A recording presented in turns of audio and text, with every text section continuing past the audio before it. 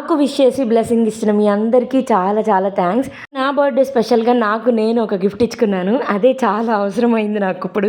అందరికీ ఆల్రెడీ తెలుసు నా ఫోన్లో 99% ఎప్పుడో స్టోరేజ్ ఫిల్ అయిపోయింది. కానీ ఇన్ని రోజులు లాక్కొచ్చానంటే అది చాలా చాలా టఫ్. అందుకే నేను కొత్త మొబైల్ తీసుకున్నాను. నేను తీసుకున్నది ఓపో రీనో సిరీస్.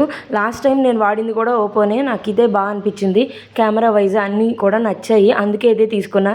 ఇక్కడ సిద్ధు ఏమో నేను ఓపెన్ చేస్తా అని చెప్పి నాతో కూర్చున్నాడు. సిద్ధు మాటల్లోనే వినండి.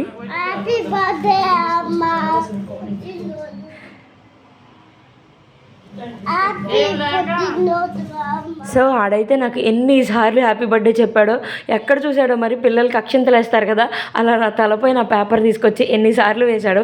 ఇంకా వీడియో కంటిన్యూ చేద్దాము, మధ్యలో ఆపితే మళ్ళీ తీయలేమని చెప్పేసి అలానే కంటిన్యూ చేశాను అనమాట. యాక్చువల్గా మా అమ్మ నాన్న ఇప్పుడు ఇంత పెద్ద ఇన్వెస్ట్మెంట్ ఈ మొబైల్కి అవసరమా అని అన్నారు. బట్ నాకు మాత్రమే తెలుసు అది నాకు ఎంత అవసరమో అని చెప్పి. చాలామంది లాంగ్ వీడియోస్ పెట్టట్లేదు, కంటిన్యూస్గా వీడియోస్ పెట్టట్లేదు అని ఎన్నిసార్లు కమెంట్స్ చేశారో. అప్పుడు నేను బాధపడింది నాకు మాత్రమే తెలుసు. స్టోరేజ్ ఉండేది కాదు, నేను ఎలా రీకట్ చేసి వీడియోస్ పెట్టాలి, అది చాలా సఫర్ అయ్యాను. సో ఏదైతే అది అయిందని చెప్పి ఫైనల్గా ధైర్యం చేసి నేను ఈ మొబైల్ తీసేసుకున్నా.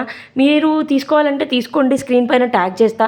బాగుంది క్వాలిటీ అన్నీ కూడా, నాకైతే బాగా నచ్చింది. ఇంకోటి ఏంటంటే ఈ మొబైల్ తీసుకున్నప్పుడు అంత పాయింట్లో నాకు చాలా అంటే చాలా హ్యాపీగా అనిపించింది. బట్ నాకు అర్థం కాలేదు అసలు. నాకు ఎవరు లేరు కూడా ఆ టైంలో, నేను ఎవరికి షేర్ చేసుకోవాలో కూడా తెలియలేదు. మా అమ్మ నాన్నకేమో already they are opposing me. But నాకు అనిపించింది నాకు మీరున్నారు, మీతోనే షేర్ చేసుకోగలను అని చెప్పి అందుకే వీడియో అప్లోడ్ చేసి మీతో కూడా చెప్తున్నాను. నేను నాకు ఎవరు లేరు అని అనలేను, ఎందుకంటే నా కోసం మీరు అందరూ ఉన్నారు.